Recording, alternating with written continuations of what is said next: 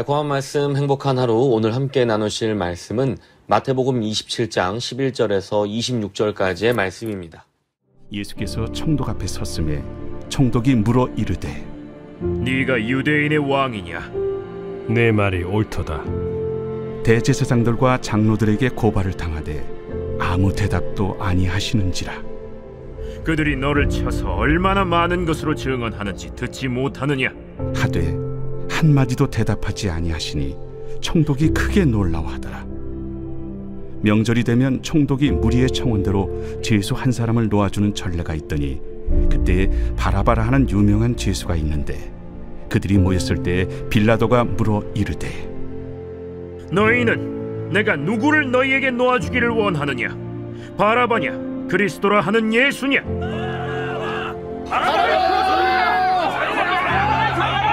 이는 그가 그들의 시기로 예수를 넘겨주는 줄 알미더라. 총독이 재판석에 앉았을 때 그의 아내가 사람을 보내어 저 옳은 사람에게 아무 상관도 하지 마옵소서. 오늘 꿈에 내가 그 사람으로 인하여 애를 많이 태웠나이다. 대제사장들과 장로들이 무리를 권하여 바라바를 달라하게 하고 예수를 죽이자 하게 하였더니 둘 중에 누구를 너희에게 놓아주기를 원하느냐? 바라바로소이다. 그러면 그리스도라 하는 예수를 내가 어떻게 하랴? 십자가에 못 박혀야 하겠나이다. 어찌미냐? 무슨 악한 일을 하였느냐? 그들이 더욱 소리질러 이르되 십자가에 못 박혀야 하겠나이다.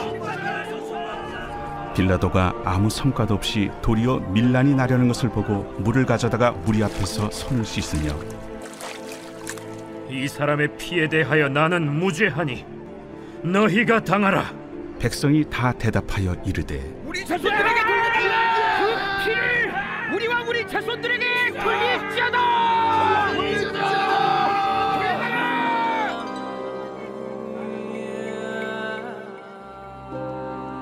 이에 바라바는 그들에게 놓아주고 예수는 채찍질하고 십자가에 못 박히게 넘겨주니라. 빌라도의 재판을 통해 명백하게 드러난 것은 예수님의 무죄함입니다. 그리고 예수님을 향한 모든 사람의 거절과 거짓과 범죄가 드러납니다. 베드로와 유다를 비롯한 제자들의 배신과 외면, 유대인들의 시기와 모함, 책임을 떠넘기는 빌라도까지 이 본문에서 마태가 말하고자 하는 것은 분명합니다. 모든 사람이 예수님을 거절했다는 사실입니다. 그 자리에 모인 군중들은 예수님을 선택할 기회가 있었습니다. 책임을 회피하고 싶은 빌라도가 예수님과 바라바를 견주어 누구를 풀어줄지 물었기 때문입니다. 바라바는 이스라엘의 독립과 구원을 위해 폭력으로 맞선 밀란의 지도자로 추정됩니다. 어떤 사본들에는 이 바라바의 이름도 당시의 흔한 이름 중 하나였던 예수라고 기록합니다. 그 이름의 의미는 하나님의 구원입니다. 빌라도가 묻습니다. 바라바라 하는 예수냐? 그리스도라 하는 예수냐? 너희가 원하는 것은 어떤 예수냐? 이 질문은 오늘 우리에게까지 메아리 쳐서 돌아옵니다. 우리가 원하는 구원, 우리가 원하는 구원자는 누구일까요? 그리고 무엇이 과연 나의 구원인가요? 내가 바라는 것을 다 들어주는 것이 구원일까요? 내가 원하는 방식대로 내 삶을 구원해주는 것이 진짜 구원자일까요? 저마다 자신이 생각하는 구원의 방식과 조건이 있기 마련입니다. 심심치 않게 드라마나 영화에서 당신이 나의 구원이다 라고 로맨틱하게 말하곤 합니다. 그런데 정말 그 사람이 혹은 그 무언가가 우리에게 구원이 될 수 있을까요? 유대인 중에는 여러 종파들이 있었지만 그들 중 그 누구도 예수님을 원하지 않았습니다. 그분의 구원을 원하지 않았습니다. 우리는 어떨까요? 환난을 주는 예수, 고난을 주는 예수, 내 문제를 해결해 주지 않고 내버려 두는 예수를 정말로 원하십니까? 내 방식대로 문제를 해결해 주지 않는 예수를 우리는 정말로 원하고 있을까요? 우리는 모두 내가 원하는 예수가 있습니다. 그래서 교회 안에서도 불만이 생기고 화가 나는 겁니다. 그래서 믿는다고 말하면서도 하나님의 뜻을 구하기보다는 제 멋대로 선택하는 것입니다. 제 멋대로 선택해놓고 하나님의 뜻이라고 쉽게 말하는 것입니다. 우리는 말이 아니라 선택의 순간에 믿음을 고백하는 것입니다. 어떤 예수를 선택하고 있습니까? 우리의 선택은 때때로 예수님께 이렇게 고백하는 것입니다. 당신은 나의 왕이 아니다. 그럼 누가 여러분의 왕입니까? 무엇이 여러분의 구원입니까? 내가 선택한 믿음의 고백을 정직하게 들여다보아야 하는 것입니다. 예수님은 빌라도 앞에서 네가 유대인의 왕이냐 하는 질문에 네가 말하는도다 하고 대답하시는 것 외에 그 어떤 혐의에도 침묵으로 일관하셨습니다. 개역개정은 네 말이 옳도다 라고 번역하고 있지만 보다 문자 그대로의 번역은 네가 말하였다, 네가 말하는도다 정도입니다.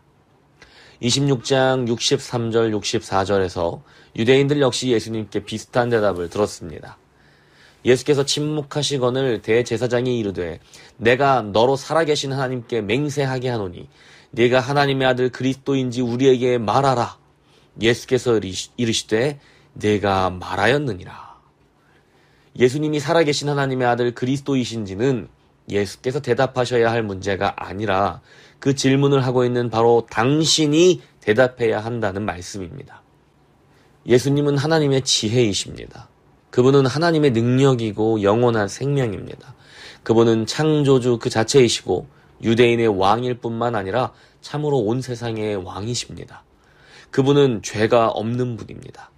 예수님이야말로 우리의 인생, 곧 죄와 고통으로 얼룩진 이 인생의 유일한 해독제가 되십니다. 그러나 우리는 그것을 눈앞에 두고도 알아보지 못합니다. 그리고 제대로 대답하지도 못합니다. 우리가 그분을 누구라고 부르는지 무슨 말로 표현하는지는 어쩌면 상관이 없습니다. 우리는 너무나 많은 종교적 언어들의 뒤에 숨어서 신앙생활을 하고 있는지도 모릅니다.